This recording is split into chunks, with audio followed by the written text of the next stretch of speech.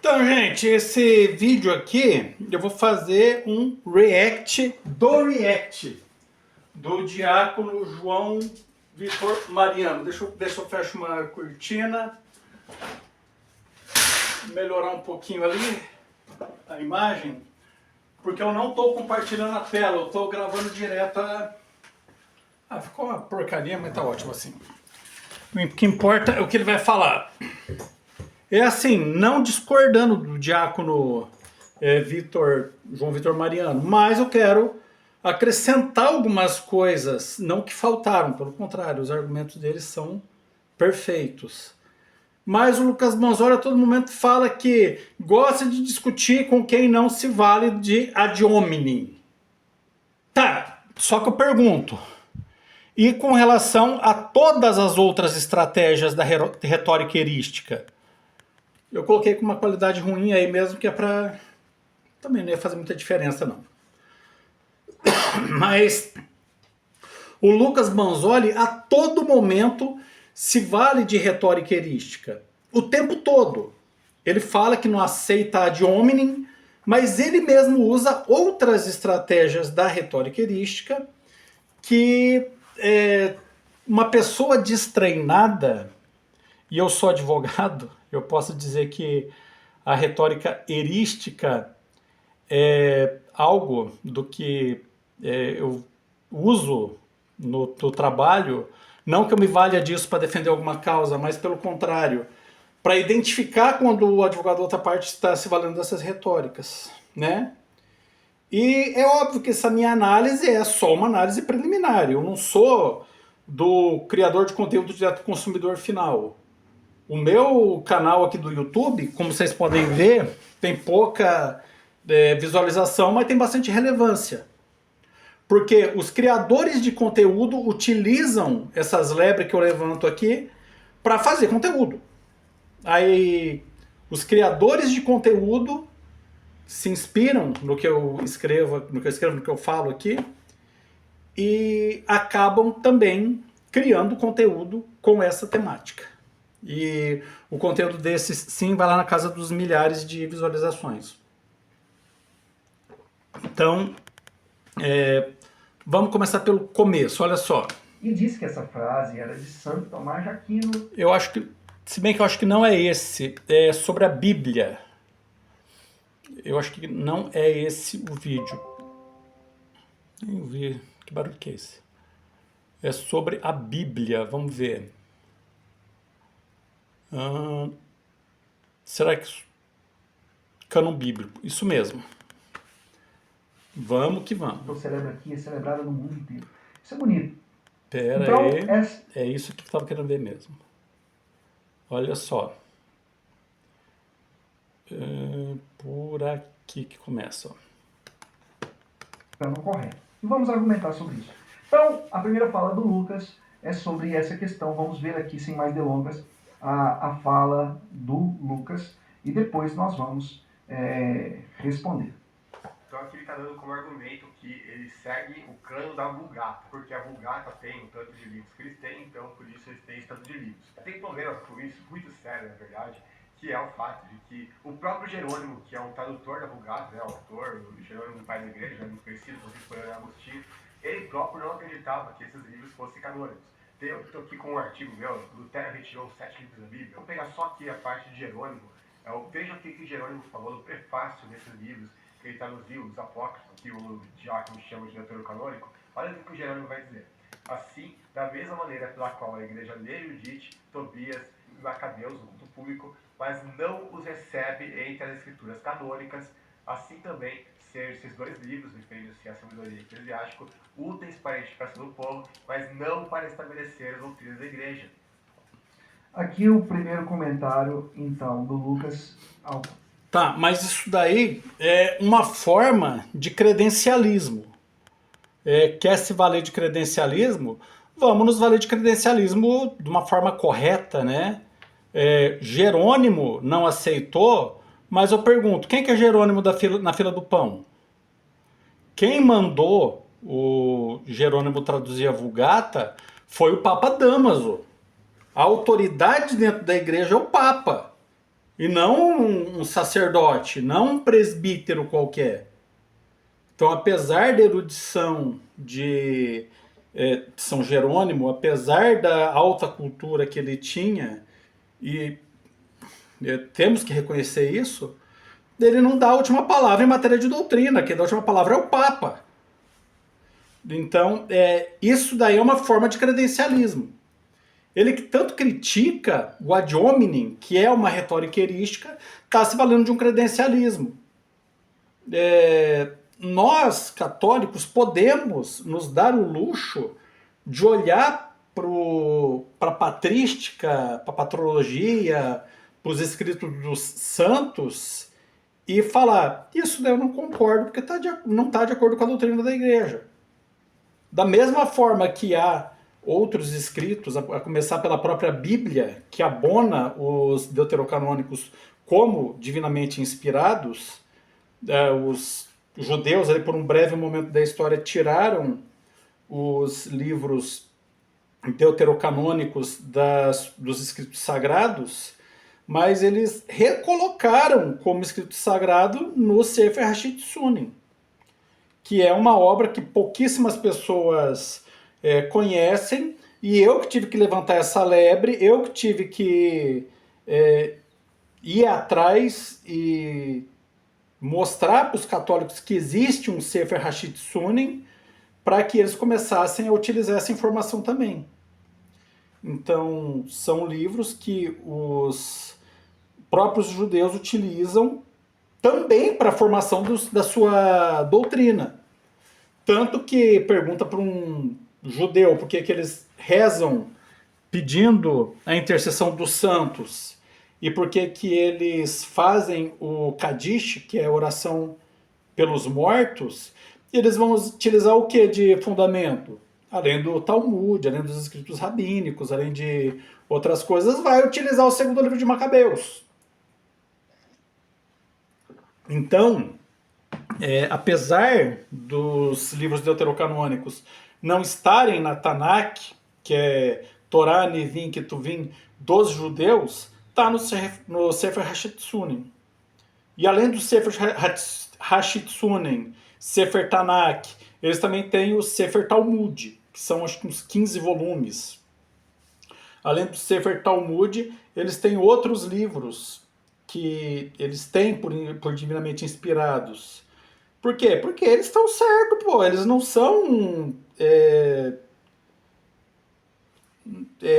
tão apegados à escritura a ponto de ter apenas a Bíblia deles lá como fonte de doutrina, tradição. Até porque eles mesmos reconhecem que para interpretar a Bíblia são necessárias fontes externas, as quais estão mais ou menos enumeradas e explicadas ali no Talmud também.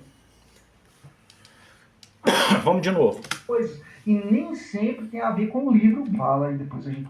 E a palavra, o próprio apóstolo Paulo está falando que Deus confiou os seus oráculos, e a palavra usada aqui no grego significa, no Novo Testamento, as palavras ou locuções de Deus, Deus confiou justamente aos judeus. Então, se as palavras de Deus no Antigo Testamento foram confiadas aos judeus, e não à igreja, que obviamente nem existia ainda naquela época, então é óbvio que a gente tem que ver com os judeus qual é o cânon verdadeiro.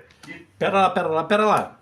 Depois de eu falar do Sefer HaShitsunim, não resta dúvida de que os próprios judeus também têm ali os livros deuterocanônicos como fonte de doutrina, como fonte de... Além das narrativas históricas, lá também tem fonte de doutrina, mas também há um anacronismo aí, porque a igreja não existia lá alto lá. Se você acha que os judeus estão certos, então vá ser judeu. Vá negar a Cristo. Vá aceitar o Talmud. Ou você aceita o Novo Testamento com o Antigo Testamento, que vem da mesma fonte da tradição católica, ou você aceita o Talmud.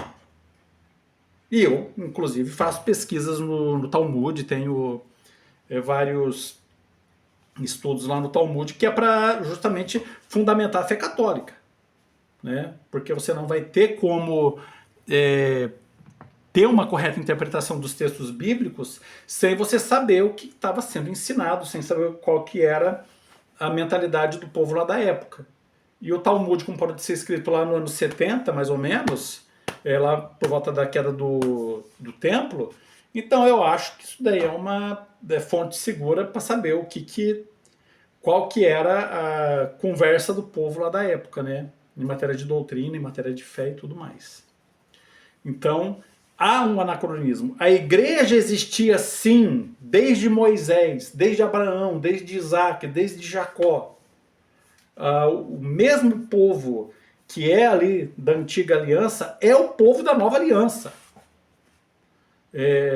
Eles faziam ali os prosélitos deles lá, e não precisava necessariamente ser judeu. Tem muito judeu negro, tem muito judeu que não é dali da raça dos sionitas lá, sei lá se é sionista, né? Eles são os arianos, né, no caso, são os caucasianos ali.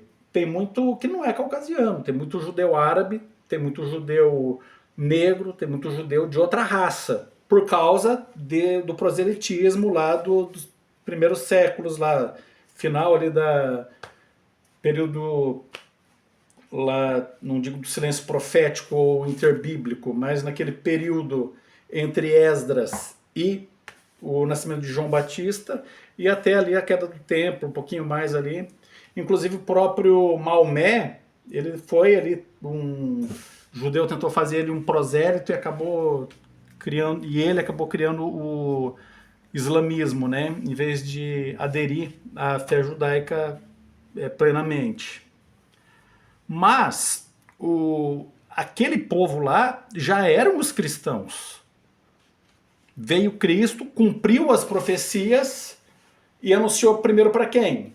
Para os judeus, as ovelhas perdidas da casa de Israel.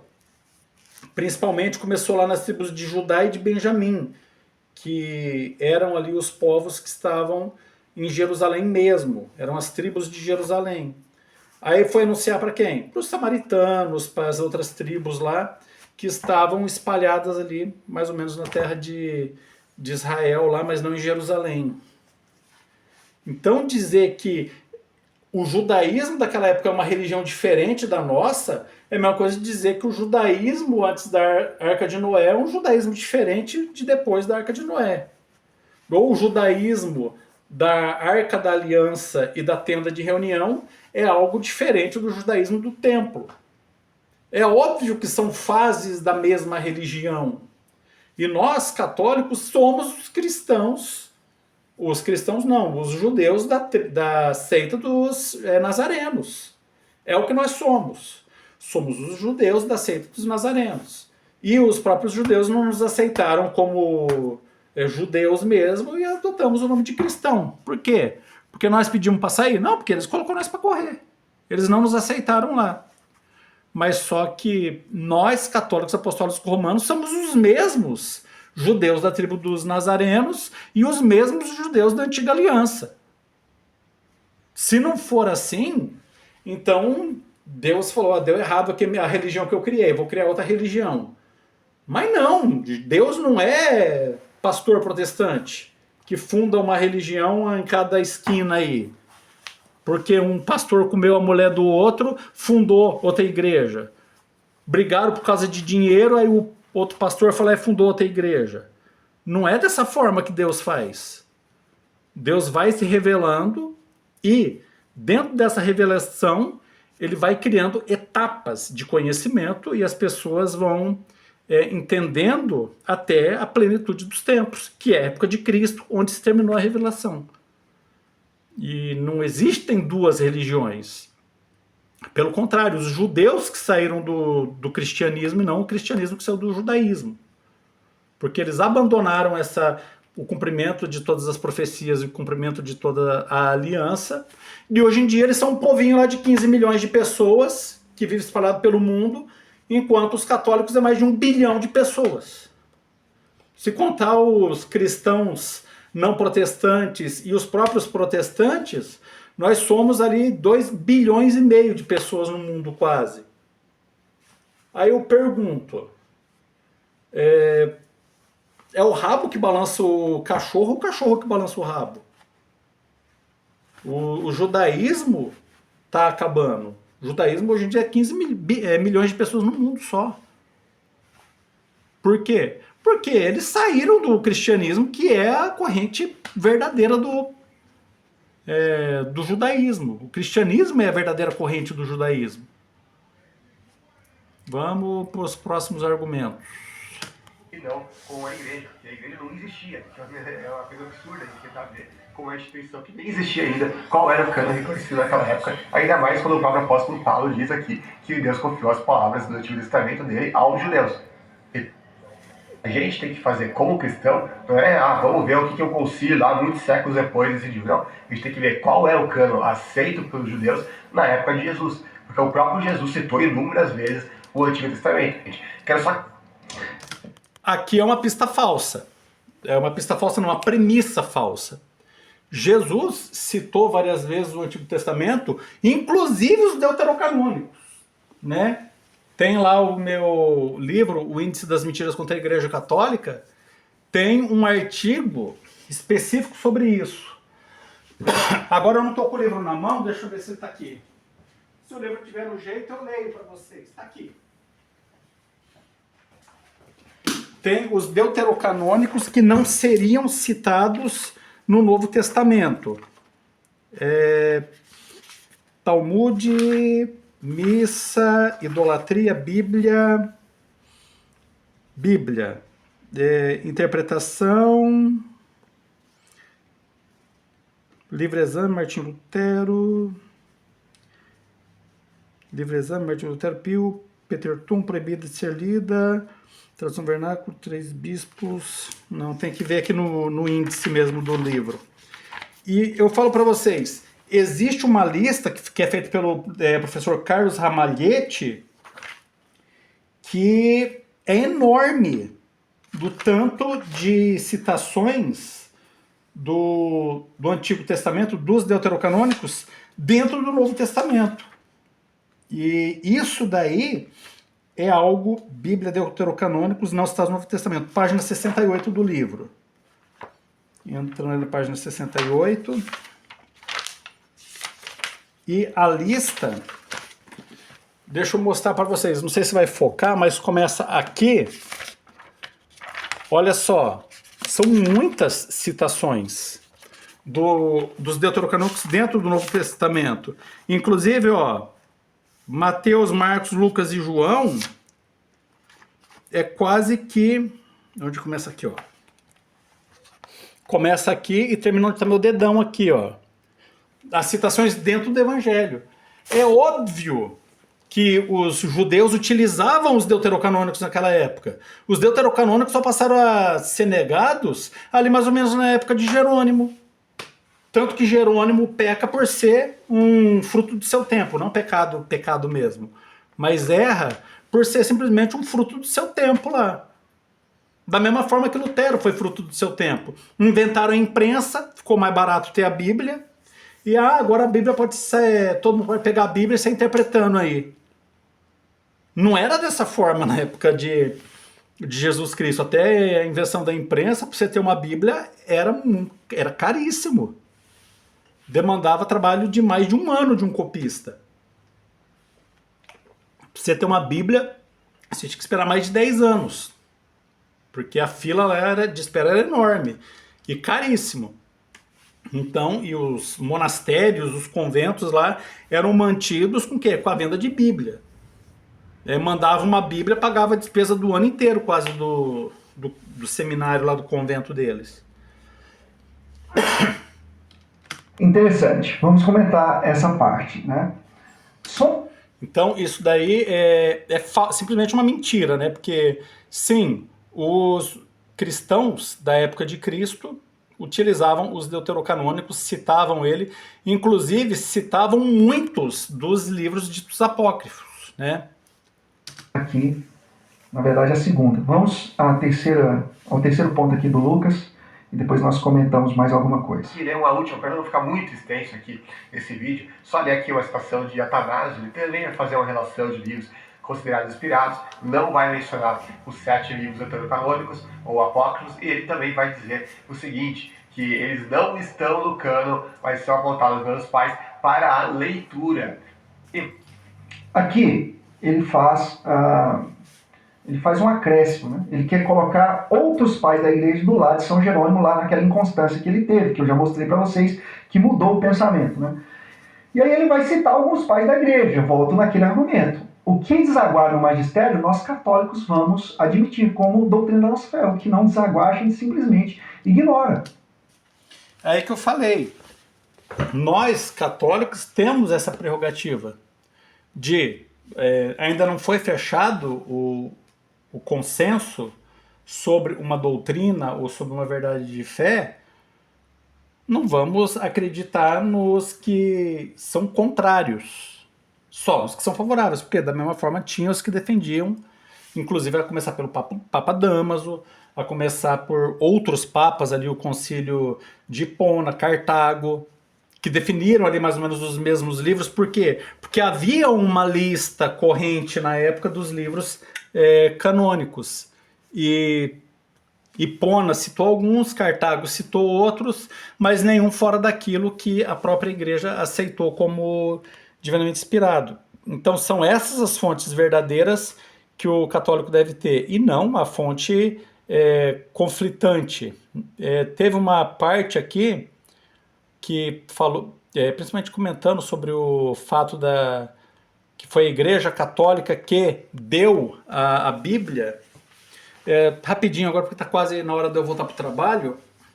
Lucas Manzoli falou que Moisés, ou melhor, 2/3 da Bíblia é judaico. Cai naquele primeiro argumento meu. Não existe uma outra religião. A mesma religião do Elias, Moisés, Jacó, Abraão, passando ali pelos profetas, é a religião católica.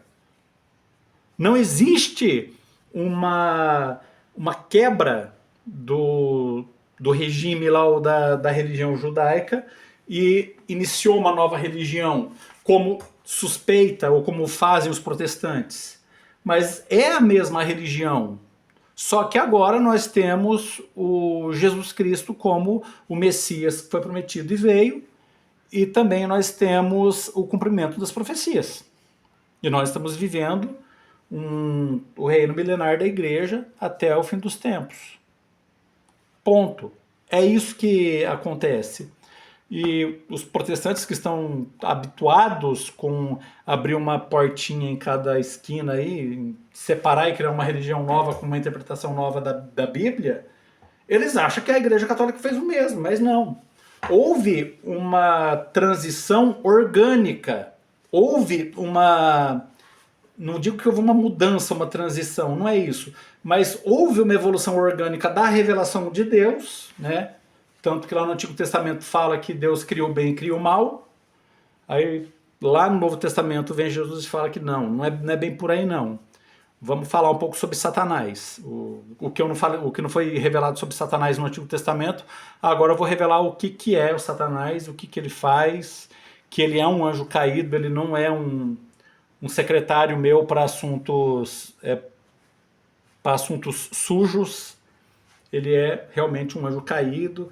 E isso daí é parte da revelação do Novo Testamento. Não existe isso no Antigo Testamento.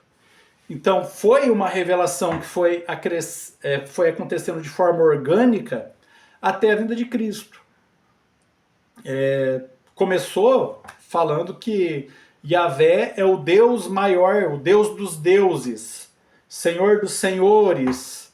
Daí, com Abraão, vem Deus e fala: eu sou o único Deus. Oferece teu filho em sacrifício para mim. Naquele momento lá que houve a revelação que Yahvé é o único Deus e não existe outro. Mas só que até com Moisés, na passagem lá que eles foram pelo deserto lá, eles ainda tinham uma tenda para Moloque e uma estrela de Renfã que eles também prestavam culto para ela. Então eles nunca foram exatamente monoteístas. Eles começaram realmente a se apegar mais ao monoteísmo, mais ou menos lá quando começou a criar ali o Talmud, que acabou sendo, que terminaram lá nos anos 70. Mas eles sempre tiveram esse hábito. Até nos Macabeus, que foi uma coisa que aconteceu bem recente, por volta de 150, 200 anos antes de Cristo lá, eles guardavam embaixo da roupa deles ídolos, objetos dos ídolos lá. E isso daí é por quê? Será que eles eram realmente monoteístas mesmo? Então, eu estava querendo falar um pouco de erística aqui, mas tem que cair nesses assuntos para mostrar que são premissas falsas. Ele está usando premissas falsas. Que a Bíblia é católica. O Antigo Testamento também foi definido pela Igreja Católica. Ah, então Moisés era católico. Estou até vendo Moisés com o tercinho na mão. Pera lá. O terço é um devocional, mas o Moisés acreditava na intercessão dos santos e na oração pelos mortos. Da mesma forma que os católicos acreditam hoje em dia. Inclusive, foi por causa da intercessão de José do Egito, cujos ossos estavam na frente da caravana lá, que o Mar Vermelho se abriu. Relíquias, igual os católicos, ó. Mas só que é óbvio que ele não vai falar isso. Ah, tô vendo Moisés falando de sola escritura, sendo que não existia Bíblia na época. É um anacronismo. É erística pura. É um reductio ad absurdum. É reduzir uma informação ao absurdo. E o Lucas Manzolli faz isso o tempo todo. É reductio ad absurdum, pista falsa, joga uma informação ali, uma premissa que se aceita como verdadeira, mas na verdade não é. Então, é óbvio, estou jogando, levantando essa lebre aí. Se vocês quiserem, pega ali o Schopenhauer, Retórica Erística, a arte de vencer um debate sem ter razão. É óbvio que Schopenhauer escreve de uma forma sarcástica, mais para denunciar essas retóricas do que te incentivando a utilizar, se valer delas, isso é evidente. Mas, e depois dá uma olhada nos vídeos do Lucas Manzolli. Como eu falei, eu não estou escrevendo ou fazendo um vídeo do produtor de conteúdo direto para o consumidor final. Não, o que eu estou fazendo é levantando uma lebre aqui, que é para vocês evoluírem, que é para vocês discorrerem sobre o assunto. É para vocês pegarem vídeos, não só do Lucas Manzolli, mas de diversos outros pastores e, sei lá, esses líderes protestantes, e analisarem o conteúdo deles pela perspectiva da retórica erística. Por quê? Porque eles utilizam isso o tempo todo. E depois fica falando que não aceitam ad hominem. Não aceita ad hominem só o ad hominem, né? Porque o resto da retórica erística vocês usam o tempo todo. Então é isso, obrigado e até mais.